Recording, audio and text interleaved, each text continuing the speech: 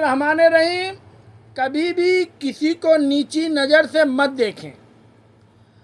आपके बहुत सारे रिश्तेदार, आपके दोस्त ऐसे होते हैं जो आपसे कमतर होते हैं। उनकी मदद करें।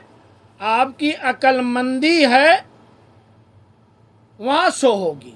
आपकी जो अक्लमंदी है, आपका जो लेवल है वहाँ शो होगा। जहाँ पर आप किसी पर एहसान करेंगे और एहसान किया होता कि एहसान करो और जतलाओ ना, एहसान करो और जतलाओ ना। आपने एहसान किया, सिर्फ अल्लाह को पता है, सिर्फ अल्लाह को पता कि आपने उस बंदे पर एहसान किया। उस बंदे को भी ना समझ आए कि आपने उस पर एहसान किया। वह सिर्फ इस गुमान में रहे कि आपने उसका साथ दिया है, इस गुमान में रहे कि आपने उसका साथ दिया है। लोगों पर एहसान करके जतलाने वाले मत बनो। हम अक्सर यही करते हैं अपने रिश्तेदारों पर, अपने जो हैं वह अपने से नीचे जो लोग होते हैं, दोस्त होते हैं, बहन भाई होते हैं, उनको नीचा देखते हैं, उन पर एहसान करते हैं। तो हम उनको 100 दफ़ा जतलाने की कोशिश करते हैं। बहुत सारी जगह हमें माफ़ करना होता है। अक्सर आप माफ़ करने वाले का हौसला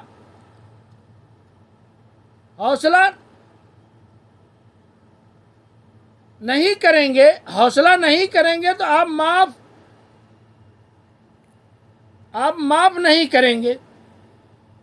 जब आप किसी माफ़ करने वाले का हौसला करेंगे तो आप माफ़ नहीं करेंगे, क्योंकि चुप रहने से बड़ा कोई जवाब ही नहीं है। चुप रहने से बड़ा कोई जवाब ही नहीं है।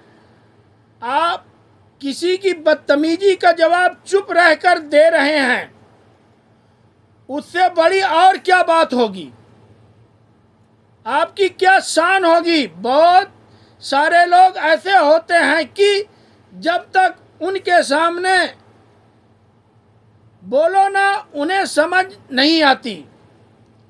लेकिन यह एक ख़ास इज्जत है, यह एक ख़ास किस्म की कैटेगरी है, एक ख़ास किस्म की कैटेगरी है।